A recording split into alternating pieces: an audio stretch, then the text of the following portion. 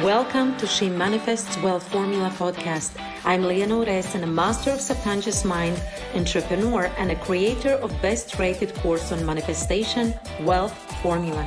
With experience coaching 15,000 plus people, I have crafted a 15-minute formula to solve any problem, aiming to transform health, wealth, and relationships. In this podcast, I strive to showcase real-life transformation stories that bridge the gap from where you are to where you want to be. Let's manifest our lives together because nothing is impossible when we are the conscious creators of our life. Thank you for tuning in today, and let's begin.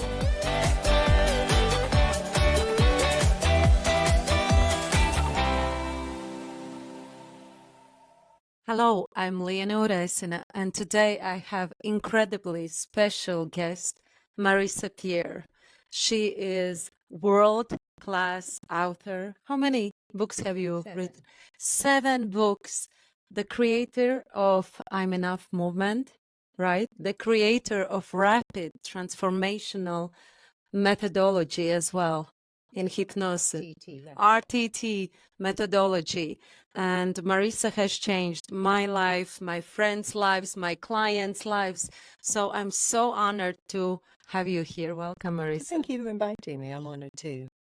So, Marisa, I was today waking up and I was thinking, the day when we met the first time, do you remember when we had the conversation? Yeah? Do you remember what we spoke about, what I asked you? We were on your podcast. No, actually, it was 2 years ago. And we were at the Mind Valley University party. And you came to me and we started to speak about Riga, about Latvia. And Marisa is always so kind and nice to everybody and available, which is I always honor so much about you. Like my husband, he also said, no matter who is coming to you, you are always very welcome and kind. And I think it's a superpower. It's a gift. It's a gift. Yeah. It is. I said it's a minute of my day, but it's a lot to someone else. If someone stops and wants to talk to me, for me, that takes a minute. It's nothing. But for them, it might be everything. So I always have time. And I remember I came to you and I said, Marisa, tell me honestly, most probably you feel sometimes like you are not good enough, because I was projecting myself, right? This is something how I started my life. All my success have been coming not from the place of I deserve this, but just because throughout my life I've been feeling like I'm not good enough. So I had to prove everybody that I'm good enough, I'm lovable. And I'm like, just tell me that sometimes you also feel this way. And you said, no, it's not that way. I've trained my mind to think that I'm good enough. Is that? Yeah, that's true. I think with everything, it starts being what you do. When you repeat something, very soon it becomes who you are, like going to the gym. You start working out because it's what you do, but then you become a fit person and it becomes who you are. Mm-hmm. So there are so many people, I think the most of the society is living with a limiting belief, I'm not good enough. Yeah. Right? Can you give some description so that people can understand that this is like something they need to work on? Yeah, I think 80% of the population, at least, maybe more, have a form of I'm not enough, I'm not worthy enough, I'm not attractive enough, I'm not interested, I'm not young enough, I'm not tall enough. There's so many ways to feel not enough, not good enough, not worthy enough. And it starts in our childhood. We have parents who say, well, your sister could read when she was 2. Your cousin doesn't get food all over the floor. And then, of course, it's called they stream you, which is a terrible thing, in my opinion, because it says you're the better group and you're the not good group. So we learn very quickly. No babies will say, don't look at me, I haven't got any teeth, I'm not enough. Babies know they're enough. And we start to dismantle that. Why are you so slow at eating? Why are you so messy? Why can't you read like someone else can? And comparison is the thief of joy. So we begin the not enoughness. But the truth is you were born knowing you're enough. So you have to reactivate that. You are enough. So you need to start saying every day, I'm enough, I'm worthy enough, I'm good enough, and make it relevant to you. I'm attractive enough, I'm qualified enough, I'm smart enough. I'm more than enough. If you say it, state it, affirm it, embody it, it sinks in and your mind believes it because the mind learns by repetition. Repeat it And very quickly it will start to be what you are rather than what you think. Mhm. So I'm working with a lot of high achievers and entrepreneurs, and I know this is their driver, that when they feel that they are not good enough, they think if they will stop criticizing themselves, that the progress is not going to be as fast as they think. So what they say, so I don't want to become as somebody who is procrastinating, who is not taking action. They're using it as their fuel. Could you please explain how is the feeling of criticism and I'm not good enough affecting the life of every single person? There is nothing that will wither your soul faster than criticism, and nothing that will build you up better than praise. So criticism withers you away, and praise builds you up. And here's the wonderful thing: self-praise means more than someone else. I could say to you, look, I love you, you're great. By the way, could you lend me $100? Because I've used praise to manipulate you. I could criticize you, look, you're so messy, why can't you be tidy? But whatever you say to yourself, there's no agenda. I don't say to myself, I'm a good person, so I can lend myself $100.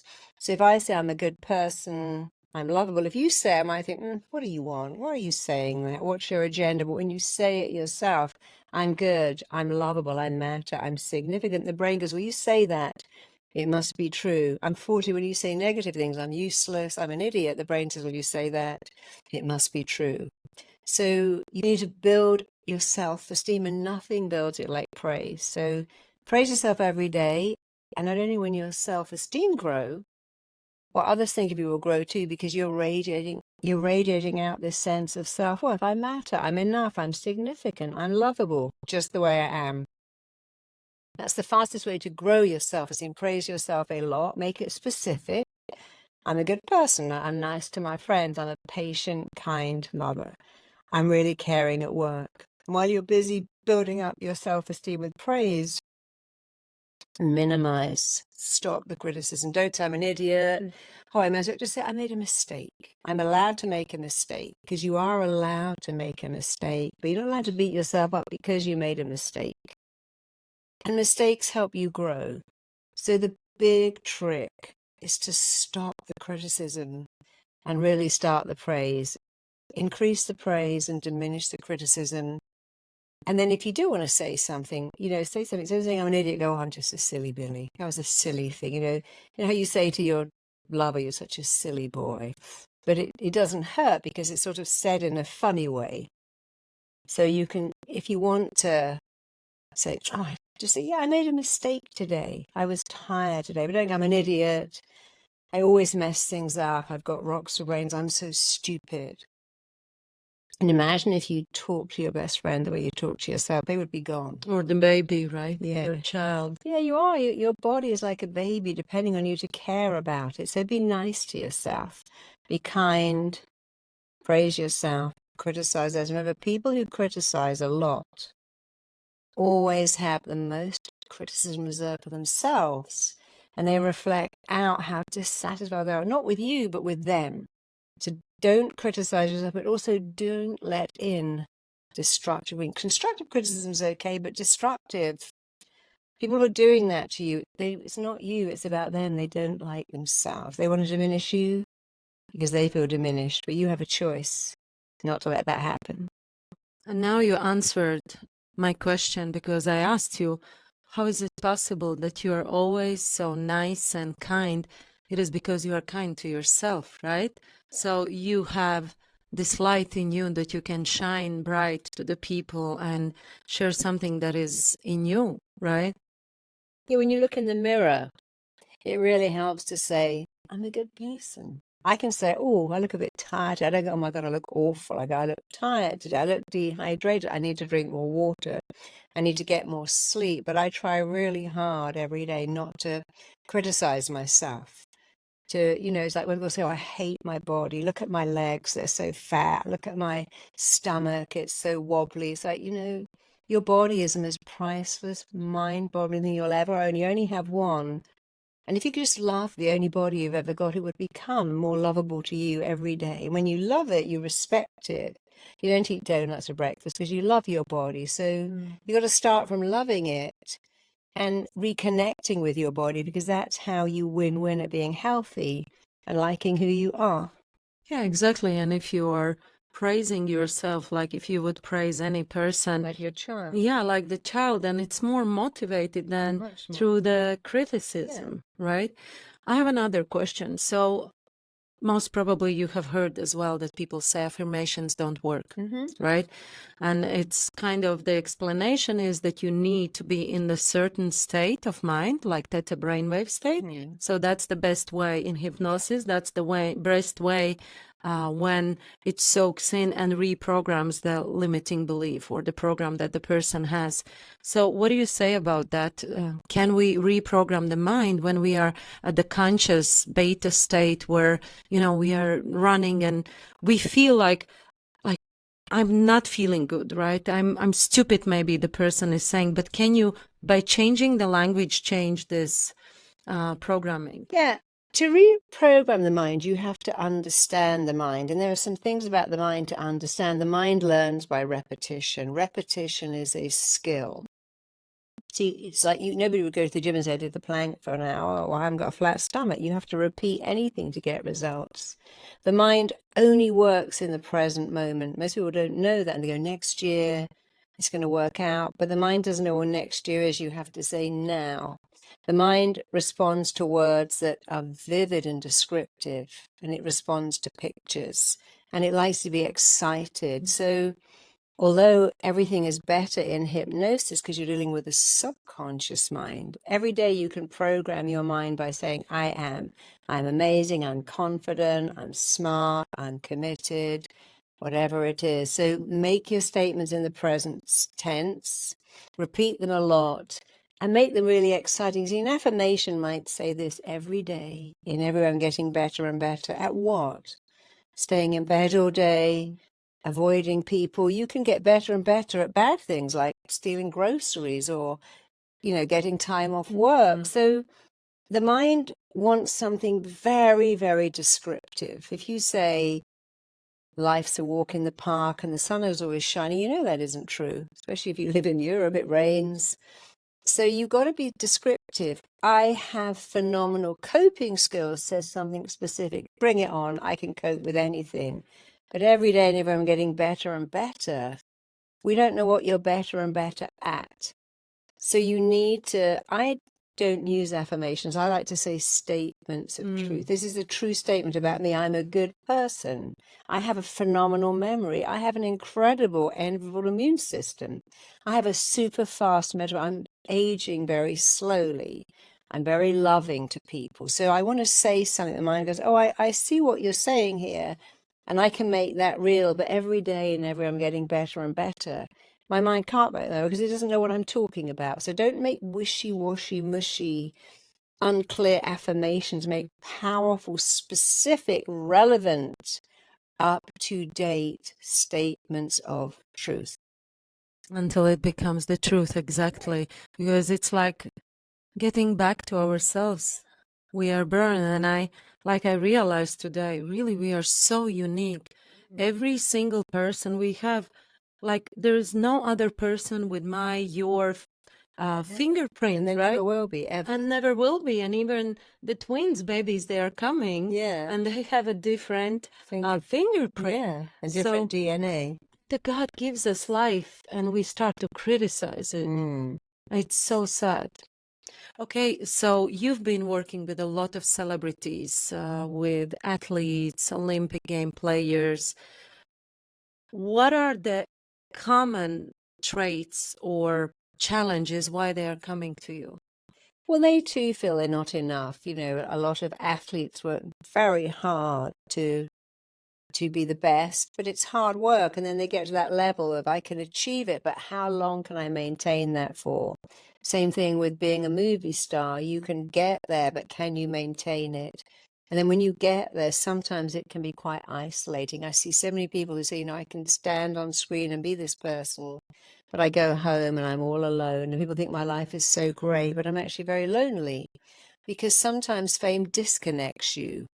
It doesn't connect you. I was reading about Taylor Swift being wheeled into her stage in like a big kind of garbage truck. So she had to be sort of separate. I mean, luckily she has a very loving family, but sometimes the thing you want, being the boss, disconnects you from all the staff, from all the other employees. So being famous can be a disconnect. Very painful, actually. Yes, because you can't be yourself. Yeah, and You are judged all the time, right? and people say they love you, but they don't really know you. They love the image you give.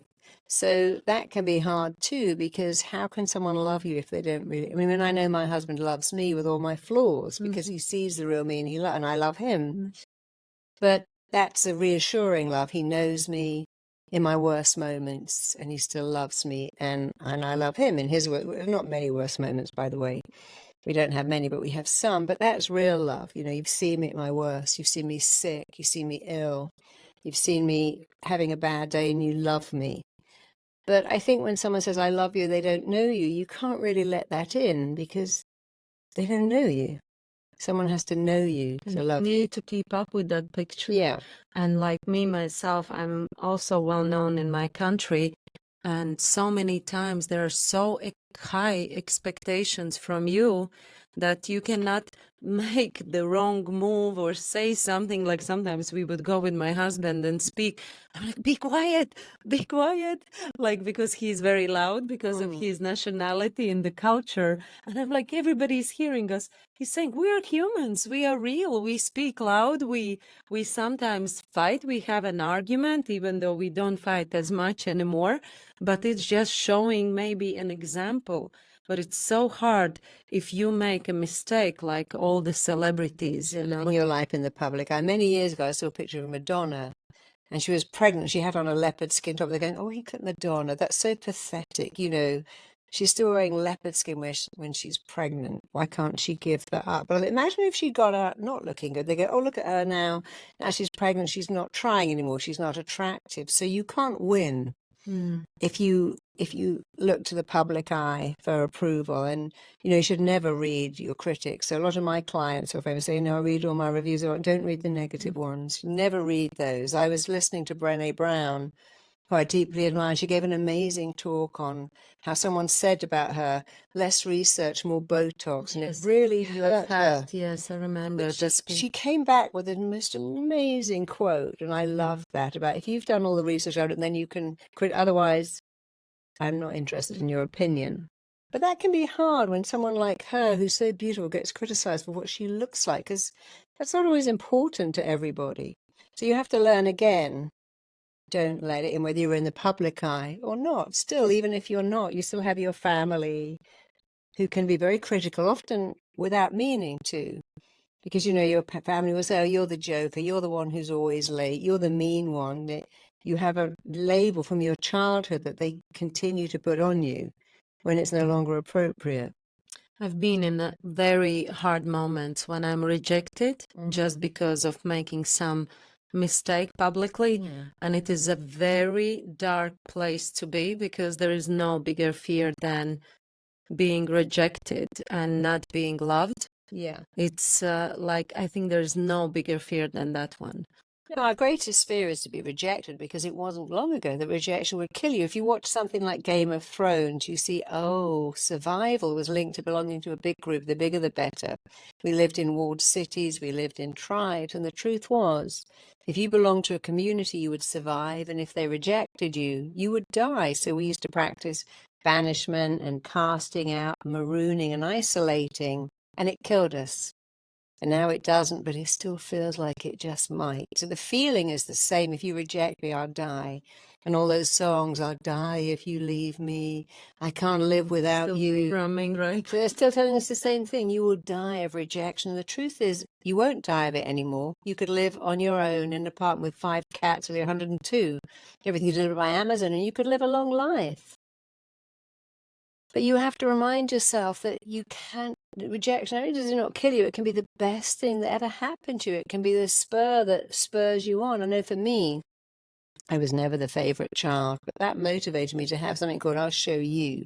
And I'm glad about that now. So we have to remember, it feels like rejection can kill us. It can't, it won't, it doesn't, but it could inspire you to be something amazing. So don't fear it, because the only person who can ever reject you is you. And you never have to do that. Someone can say something mean, but you have a choice. I'll let that in. Or should I not let it in? Do you think we can actually get rid of this fear? Like absolutely and completely? Somebody wrote about me recently, that Marisa Peer, she wears the most stupid clothes. She dresses far too young. She looks ridiculous. And I just thought, well, I like the way I dress, and actually I dress for me. I don't know who this person is. I didn't go, well, send me a picture of you, we'll see what you look like. I just thought, well, I wonder who sits at home saying, you see, nobody wakes up and says, I've got a wonderful life, and then I'm going to go online and tell that Marisa Peer, I hate the way she dresses. That's an unhappy person who feels so bad they want you to feel bad too, but you have a choice. Do I let that in? I dress for myself. I like the way I dress. I don't have to please anyone I else. mean, can I add, you dress incredibly well. Like I said to you, how can you look always so fantastic? Actually, the people were in the community saying as well, they're like, can you please ask Marisa, how does she always look so good? So Well, now we are really revealing the truth. but you know, there's someone like, well, someone will say, I like this, will say, I don't like it. Someone will say, I like your book, and will say, I hate your book. I like your voice, I hate your voice. I like the way you dress, I don't. But the point is, you have to be like yourself. You know, the very thing that would make one person like you would make someone else not like you. They might like you because you're noisy or very quiet. But rejection, again, we have a choice. You do not have to let it in. You can have a parent or a boss or an ex that says really mean things, but you can say they're having a bad day. Having a bad day.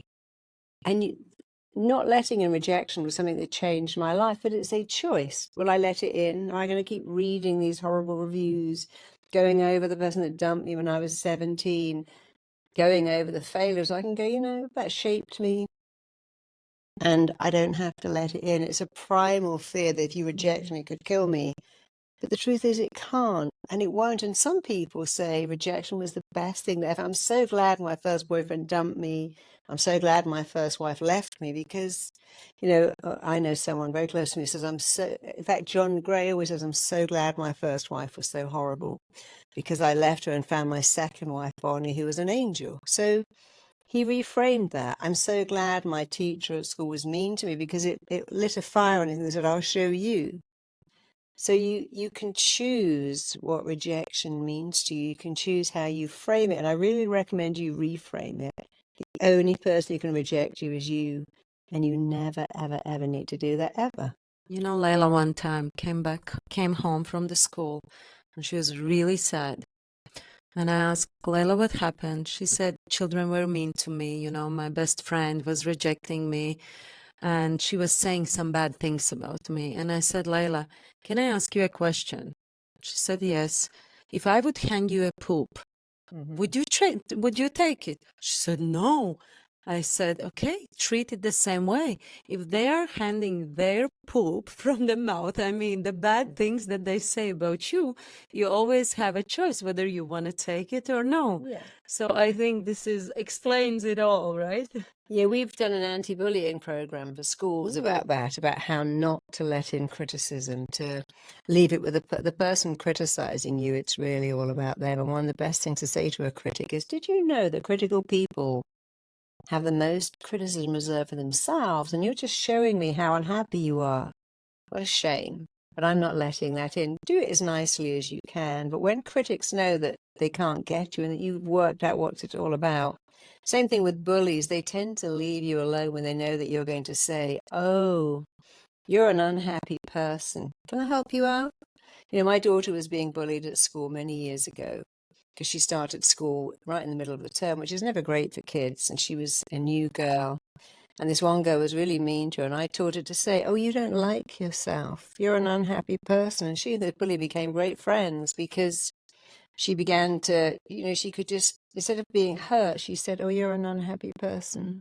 It's like the same story that you explained yesterday about Wayne Dyer. Yeah. Can you tell it? Because I think it's... Oh, so Wayne was raised in an orphanage. He had a foster mother. And he came home one day and said to his foster mother, what's a scurvy elephant? She said, well, I don't know, but I'll look it up. She was a very kind woman. She said, I'll find out. He said, yeah, my teacher said I'm a scurvy elephant. So there's mother, this is obviously way back in the 40s, went to the school with him and said, "What is a scurvy element?" She said, "Oh, that's Wayne. He's a disturbing element." He said, "He's not a disturbing element. He's a very curious child.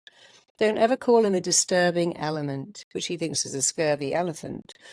But when you label someone, you limit them. And teachers, most of them are very good people, but occasionally you're the disruptive one. You're the difficult one. And some geniuses will say, "I couldn't learn at school." And so I love that about Wayne, that he told that story with such curiosity, because, I use the word a lot, age appropriate. My kid is so bad. No, they're age appropriate. My kid is so naughty. They're age appropriate. They're supposed to climb and jump and ask you a million questions. And I think this is the worst thing, that if we don't work on these negative self-talks, limiting beliefs, it's not only about us. We pass it the same way to our children, and then generation They and pass it. generation, Yeah. they are, living unhealthy life, because it's not just being criticized. You are not just criticizing yourself. Then you start to eat more, right? You drink alcohol, use drugs and the games and everything else.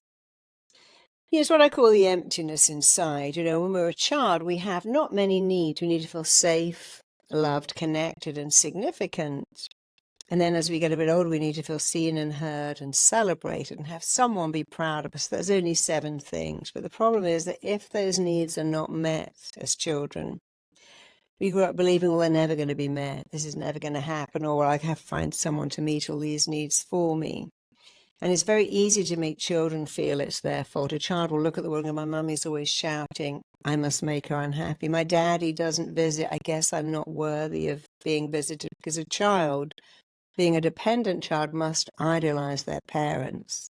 And if you don't appear to love a child, they don't stop loving you, they stop loving themselves.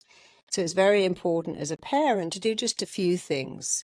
Apologize a lot. "Darling, mummy today was a bit cranky. Mummy wasn't present. I'm very sorry." And that's probably the most important thing. Apologize and be present. All kids ever want. I wish I'd known that when I was a parent, that all they want is to be present with them, to put down the phone and to be present with them. And now I see so many people on their phone. You see so many nannies and mothers on their phone, and the facing away pushchair or stroller. And then you see kids in a restaurant on a phone. So we're forgetting you've got to be present with your kids. Not all the time, but for key amounts of time. So they used to love having a bedtime story because you were present with them reading. And now I see parents go, "Oh yeah, I do that on Skype. I read to my kid from the computer." It's like, no, it's not the same. You wouldn't date someone on Skype. That's not okay, to dial into your child from somewhere else in the world. And it's okay if there's no other option, but that should be in addition to, not instead of. It's like me and Berg when we are going to sleep. We have this always every single day routine that we need to read. And I'm like, sometimes it's late because we are very disciplined about the time when we go sleep. But I'm like, "Honey, I don't have, I'm really tired. I cannot read today." And he's saying, "Mommy, only 1 page," because I know how important for him is this 1 page, just that I'm doing something for him, then he's looking through and he feels like, okay, then he switches the light and then you can go to sleep. Yeah. The simple things are the ones that work. Be present, listen to your kid, make eye contact, and praise them a lot. It sounds so easy, of course.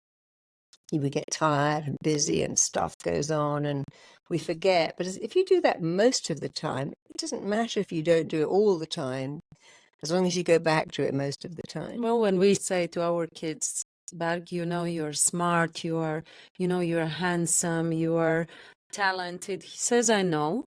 When we say, Layla, you're beautiful," she says, "I know." So we learned this from you, by the way. Thing, yeah. She says, "I know, Mommy." Okay, let's talk about manifestation. And yesterday I had some sessions that I attended, and my husband, and we had the conversation with my husband Like there are a lot of manifestation teachers, and I teach myself manifestation as well. And there are harder ways, like so complicated ways to manifest the way teachers teach. But my husband asked me one question. He said, Liene, there must be an easier way to manifest. It shouldn't be that hard, because I want that manifestation is a mainstream. I want that every single person realizes that they can manifest anything they want. In fact, they are already manifesting 24/7, whether like something good or bad. Can you explain what manifestation really is, and what is your manifestation process? Manifestation is about creating something, having phenomenal self-belief in creating, but it's got very people now think I can sit like that and go and the universe is going to send me money and love, and that isn't true. So there are a lot of M's before manifesting. You must understand marketing. You must understand your message. You must understand mastery. So before you can manifest, so let's say, I mean, I've trained 19,000 therapists all over the world, and many of them are outstanding. But if you're a good therapist who doesn't understand marketing, how does that happen? If you don't have a message that you can give out to your audience, and if you haven't mastered your craft. So I believe to manifest, you have to do other things. The first thing is you need to sit with yourself and say over and over again, I'm worth it. So imagine you want to manifest your own business or a wonderful relationship or a beautiful child. You want to get pregnant or maybe adopt a child. You're going to manifest something, a career, a child, a relationship, or wealth. Before you can go there, you have to do the first bit, which is to sit with yourself and go, I'm worth it and I deserve it, over and over again. You cannot shortcut the first step, because if you shortcut it and you get it, you might actually get rid of it because you don't think you're worth it. 70% of lottery winners are bankrupt in 3 years. What does that tell you? They didn't earn it. They didn't feel, and they got rid of the whole thing. We've all seen people like Robert Downey Jr. who ruined their success. Luckily, he came back. But if you don't do the first bit, I'm worth it. So imagine you're going to sit every day and go, I'm worthy of, fill in the blanks, and deserving of. Notice how you feel. You may feel very sad. You may feel angry. I'm furious with that Marisa Peer. She keeps telling me, and I don't even believe it.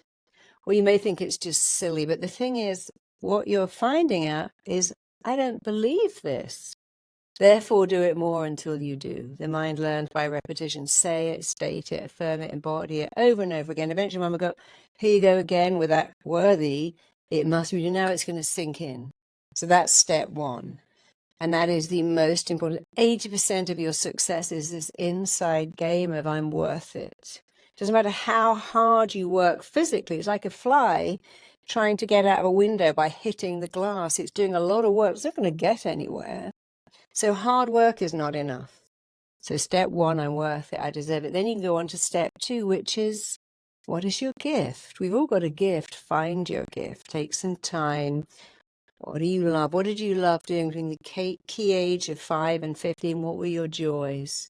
Someone like Joe Malone was, I was always making perfume from flower petals in my garden. And look what I became. Someone else, I was always writing. I was always making puzzles, and I'm a strategist. So find your gift, and now you've got to go on to the mastery. Perfect your gift.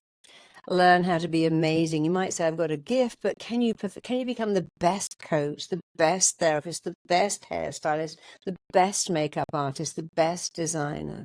So the next M is master your gift. And then you have to find out, what is your message? How can I market my gift? How can you take this to market? So know you're worth it. Then learn the art of mastering the gift you already have. Find out who your audience is. What's your message? You know, Lululemon is not selling to 90-year-olds or 10-year-olds. Lululemon didn't invent stretchy black leggings, but they perfected them. And they found an audience, which is pretty much yoga mums. And that's very clever. You know, Starbucks didn't invent coffee, but they found something. So to create success, you can inherit it, you can create it, or you can perfect something. Dyson perfected vacuum cleaners. Lululemon perfected leggings. Spanx did not invent shapewear, they perfected it. Starbucks perfected coffee. So this is really manifesting. I'm worth it. I'm going to master something, find something out there, make it better. I'm going to learn the marketing. I'm going to get my message very clear. And only then will you manifest massive success. So a master manifester, a major manifester doesn't sit there and go, Om Shanti, send me love. And I'm sitting on the couch. They go, okay, am I worthy of love? Yes. What does this love look like? Who do I want to share my life with? Where is this person? They're not in the pub, but I can go out and put myself in front of the people knowing I'm worth it and I've perfected the craft. And then what happens is what you want comes to you. As you move towards it, it comes to you, but you can't manifest if you haven't done the other M's: master, message, market, and you know you're worth it. And I like that there are practical tools, because a lot of people think they're going to sit, they're going to meditate, and, money will fall on them from the sky. It's not happening like that. You need to take action, right? So I worked with an artist who said, I really want to manifest having all my work in galleries. But the great fear was they could reject her. And I said, well, you have to take your work. Oh, I can't do that. First of all, my canvases are so big and I'm very scared of being rejected. And I said, look, you have to do it. You have to get an iPad, load your pictures and go into a gallery. And my daughter's an artist. And I was saying to her, do you want to be an artist or do you want to be a famous, wealthy artist? Because there is a distinction. A famous, wealthy artist must do what they really do not want to. Artists are very spiritual people. They're not marketers. But you got to be a marketer. You have to market now. And I said to her, you have to go into a gallery with I know it's the hardest thing, but people who succeed do what they really dislike to get to where they want to be. And people who fail give up their dreams and go, I could never do that. I would never do that. But if you want success, you must do it. So she took her work into a gallery and they went, oh no, that's not a thing. But over there is, and she went to second, and when she left, it was in the window. Because she understood. And I loved the first thing she got was a knockback. That was a good thing. She didn't hear yes, she heard no. It's not our thing at all. However, there is a gallery that loves this modern pop art, and it's over there. And when she went in there, having been rejected, which is easy to go, they said, we love it. And when she left, it was in the window, and we went and took pictures of it.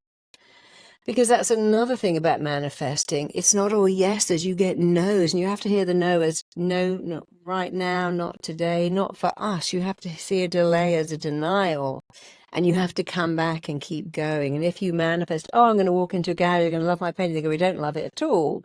Where do you go? You have to say, well, I'm a big rubber ball, I have the bounce back factor. Because people who succeed get a huge amount of rejections.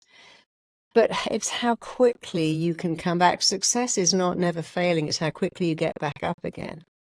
Actually, I manifested our friendship as well. Did you? Because when we spoke for the first time, you asked me, where are you from? Always so kind, right? And I said, I'm from Latvia. You said, oh, I want to go to Latvia. I said, please come and let me host you. And that's exactly what happened. A year later, I was like, oh, that would be so nice. They would come, we would spend time with the family. And a year later, you and your wonderful husband, you came over, we had the breakfast. And those buildings, I always say how much I love being in Latvia. But see, you can manifest. But you didn't say I'm going to manifest Marisa being my friend. You had to come up and speak to me. Yeah. So, I'm looking for love. Where are you looking? What do you mean? Where are you looking? Oh, I'm not actually looking. Well, I am looking. But what are you doing? They go, well, I go to yoga. Any men in yoga? No, there's one. How many women? 32. I'm not going. So if you were really looking for love, wouldn't you be in the weight room? Wouldn't you be going and running club with men? What else are you doing to look for love? Well, I go to a book club. How many men are there? Oh, it's all women. Mm-hmm. Well, unless you're looking for love with a woman, I can't. I thought you said you were looking for love. Seems like you're actually not looking for it at all, because you have to be objective. I'm going to believe I'm worthy of love. Think of the kind of person I want to share my life with and go where they are. Not desperate, but I'm going to go and have lunch in the city of London. I'm going to go and read my Golf Sunday club, paper. right? Yeah. Golf clubs, Golf clubs. snooker clubs, poker clubs, even going to a car rally, go to a car wash on a Saturday morning, you know, talk about cars, not with desperation, but with a sense of, hey, I'm worthy of love and I want to have a really nice guy that's interesting. And maybe he's in an IT convention. Maybe he's doing IT classes, but he's probably not doing yoga, although many men do yoga now. But it's about being clear. And the clear is I am worth it. I know what I want, but I have to go and get it. And you see, the step 3, I've got to go and get it, works if you do step 1. You can't do step 3 if you haven't done step 1. Step 1 is I'm worth it. Step 2 is I know what it looks like. And step 3 is I'm going to get it. So when I wanted a book deal, I had to say I deserve to write a book. I have a message. Then I had to do the work. And writing a book is very solitary. But then I had to go and find an agent. And then when you get a book published, you realize, oh, the real work is making that book sell. Yes. You can write a book, but can you make it a bestseller? So how can you make the book bestseller? You have to ring up every magazine and say, would you like to write about my book? You have to constantly ring up and say, oh, hey, today I saw you wrote a piece on firewalking, and actually that's a form of hypnosis. Would you like to write about this? You have to go into bookstores and offer to sign your book. And, you know, when my first book came out, it was a lot of work. I'd go and give a talk for Weight Watchers. I'd go onto someone's blog. It was really a full-time job, but my book became a bestseller. It was worth it. And I remember you were explaining the story where you were calling to the magazines, right? Every day. When I first became successful, every day I rang up a magazine and said, would you like to write about me? Of course they went, no, never heard of you. But others said, yes, we would. I was very lucky. The first magazine I rang up was Men's Health. And I said, you've got a piece here on firewalking, and you're a health magazine. Would you like to do a proper piece on hypnosis? And they said, we'd love to. What was so lovely is they actually gave me my own column. I wrote this piece, they loved it, and they gave me a column. So thank goodness I had that faith. And I kept doing it. And I got a lot of no's, but I got a lot of yeses, more yeses than no's, until I was in the magazine or a paper every month for 18 months. And I stopped because it was almost overwhelming how much work was coming my way. But I did something I hated, cold calling. It's not easy to pick up those who would like to write about me. They're like, I would not want to write about you. I've never heard of you. And you sound really boring. Goodbye. It isn't like all roses and everyone jumps at the chance. But then it's like, okay, I got to do it again. But I remembered something which was very helpful. People who succeed do what they really dislike, and they do it first.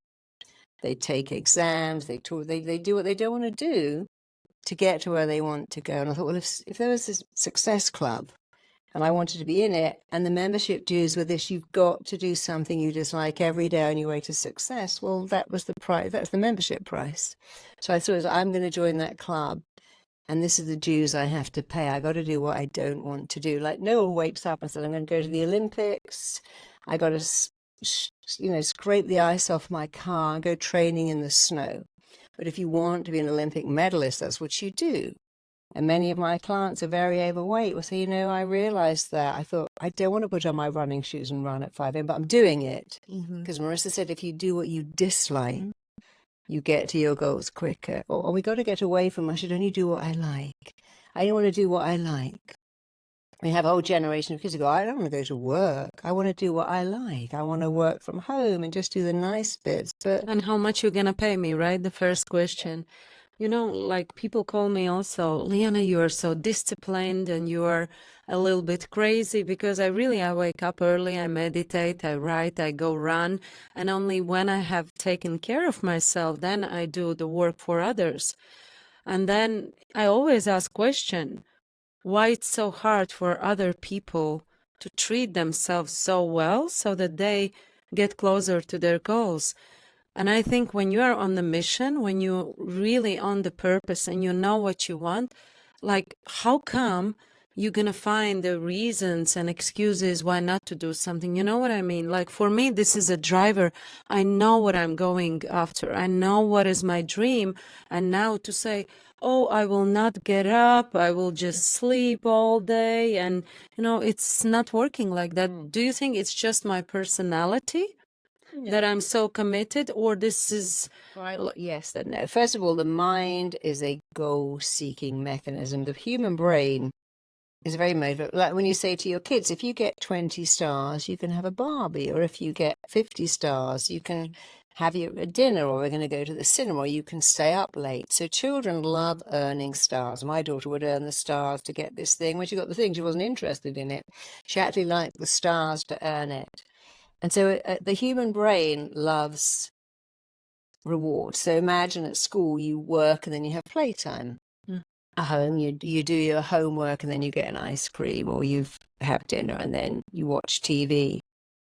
So what you've done quite cleverly is you've made your mind go for goals. My goal is to get up, meditate, run. And you're constantly having a reward. So without realizing, you say, I'm going to run, then I'm going to feel good, then I'm going to meditate, I'm going to feel good, then I'm going to come home and I'm going to do this. So you've made your brain very much focusing on goals. And the brain loves goals. It's like, if you give a dog a bone every day, it still has to bury it, but it doesn't know what it's like. Why am I burying this bone and digging it up? Because it's not working for it anymore. Cats still like to hunt, even though you feed them every day. So your wiring says, I must have a goal and have a reward. And it's very important. And for many humans, they get the reward now. It's like, I'm going to come home, watch TV, eat ice cream, and lie on the sofa. So a reward, right? You've got to do something to earn it. Like you say, I'm going to go for a run, come home and watch TV.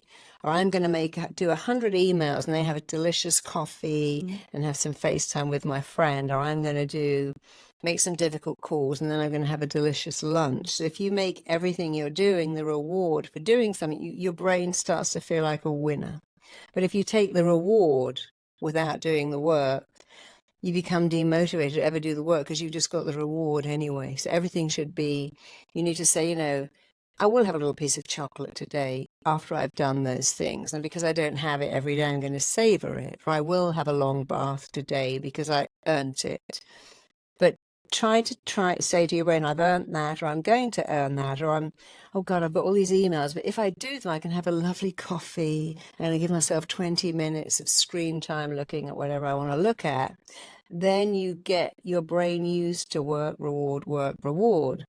The worst thing is work with no reward, but actually also bad is reward with no work. Absolutely. It just doesn't work. So you've done this quite naturally, but you can train yourself to do it if it feels unnatural. Well, I think so too. I think everything is possible for the people. Okay, let's go a little bit to the practical stuff. So you have built a very successful business, right? And what are your key elements that you believe can make business successful, right? Because now there are a lot of coaches, hypnotherapists, like EFT, like everything you can imagine. So what is the key component to build a successful business with the followers, with the profit and fame? I think, again, it's what is your message? Our message is rapid transformational therapy. Therapy can be fast, it can be rapid, it can be transformational. So we have a very clear message, different to other therapists. Rapid, transformational, it's fast and it's empowering, it transforms you. So again, you must get your message very clear. So in a world of coaches, there are some that stand out because they have a very specific message. And they have very specific marketing. And it's that same thing, message, marketing, mastery. I got a message. I know how to market to my audience, and I have mastered my craft. There may be millions of hairdressers, but I'm a special one. So if you look at people that stood out in the line of beauty or hair or exercise, there are people. Was it Joe Walsh in lockdown in the UK? I mean, he didn't invent exercise, but he became a millionaire. And then is it Tracy Anderson also the same thing? There was someone who can take yoga and say, even though there's millions of yoga teachers, I have a message I have marketing and I've mastered my craft and I'm doing, so that's how hot yoga came about. Someone decided to, and now we have rope yoga and trapeze yoga and all different kinds of yoga. So even though the business has been around for a long time, it doesn't matter if you have competition. There are hundreds of realtors, hundreds of beauty sellers, hundreds of workout studios, Russian handstand. hundreds of architects. But can you master your craft, master your message, and master your marketing? That's true mastery. So in a world where there's lots of you, you stand out as unique. So how much your team is involved, how much you are doing on the daily basis, and how much the team is doing all the rest of this? You know, we do live in a world now, and I'm not very good at that, going on social media and going, well, look at my lunch, here's my breakfast, here's some flowers I got today. I don't really, I'm of a generation where that wasn't around. My daughter, they live. Your daughter is doing very well. Very good at it. I don't even understand how to edit a post, but I'm married to someone who really understands marketing. And so I'm very lucky. I do my gift. My gift is to see clients, to transform, to change their life. And I think when you have a gift, you don't want to dilute it. You don't want to be a jack of all trades and a master of none. So my gift is to transform people's lives through RTT and to train other people to do it. And I'm very lucky that I can pay someone else to do the marketing, the message, the social media. And again, people who are very successful, that's another thing they do. They're good at one thing and they give the other stuff to someone else. You know, if you have someone in your team who's an amazing writer, let them write the copy. Don't try and do it. If someone's a great editor, don't do it. You know, when you go to a great school, they'll say, well, this is the English teacher, this is a math teacher, this is a science. You go to a hospital, they go, this is the bone doctor, this is the blood doctor, this is the fertility doctor. They don't have one doctor doing everything. You don't have one teacher teaching everything. In a great restaurant, you'll have, that's the dessert chef, and that's the meat chef, and that's the pastry chef. So we see that mastery is being good at one thing and letting someone else be good at something else. And of course, when you're starting out, like, I can't afford any of that. But as a therapist, you can trade. Hey, I'll trade you. Or you can do it yourself only until you can let someone else do it. And of course, we're in a world, we're very lucky. You can run a YouTube tutorial for everything, how to do your own PR. There's always something on YouTube that will teach you for free what to do. But as you get good, give those things to someone. I remember a teacher of mine, a mentor of mine, and she said one thing, because a lot of entrepreneurs, they are afraid to hire. They say, well, you know, I'm not there yet. I'm not making as much money as I would want. And when you look at their patterns, behavioral, they are not making as much money as they would want, not because it's not happening, but because they haven't hired somebody. Yeah. So it's kind of the crazy eight where they say, I can't hire because I don't have money, but you don't have money because you haven't hired anybody so that you can move forward and progress in your business, right? And you have to invest in your business and indeed invest in yourself. It's like saying, I can't afford healthy food, so I eat junk and I'm so tired. But actually buying healthy food is also an investment because you have more energy, you feel better. And as a therapist, as a coach, as a mentor, like, you have to walk your talk. You know, people want, even energetically, people want to buy from you the service if you are not investing in yourself to get help, right? Yeah. Okay, Marisa, it's been a wonderful time with you. Is there anything that you want to say? If people want to find you, where they can find you? And I heard you are writing a new book, sneak peek. Yeah, my new book is about the rules of your mind, how to apply rules of your mind. One of the things we train with our 19,000 students is the rules of the mind and how to apply them to win at everything. So if you go to marisapeer.com, we have lots of free audios on love blocks, wealth blocks, health blocks. We don't ask for a credit card successful. They're all there. Just go and take as many as you like. And if you want to train to be an RTT therapist, what I think is the best job in the whole world, go to rtt.com. So marisapeer.com, rtt.com. And you can find me everywhere on YouTube and Instagram. Lots of free tutorials, free products, free audios. They're all free. Take whatever you want. They'll help you. And I see that Marisa is always so giving. I think this is also a part of abundance, to be able, like not to hold to yourself, but as more you give, as more you get back. And Marisa is walking example, just giving, and really she never holds back the love, the compliments, the gifts, you know, everything you do is just from so much big belief of abundance. You know, it's always returning back to you. So thank you so much for this. Well, the more you give, the more you get, the more you have to give. So it's a bit like breathing. You give and receive a breath every day. No one says, I just give, but I don't receive. I just receive, but I don't give. So look at how you breathe. You give and receive. Make that a metaphor for your life, and it'll be easy. Yeah. Thank you so much for watching. Thank you. Thank you so much. I thank you, Tara. Thank you. Oh, it was so nice.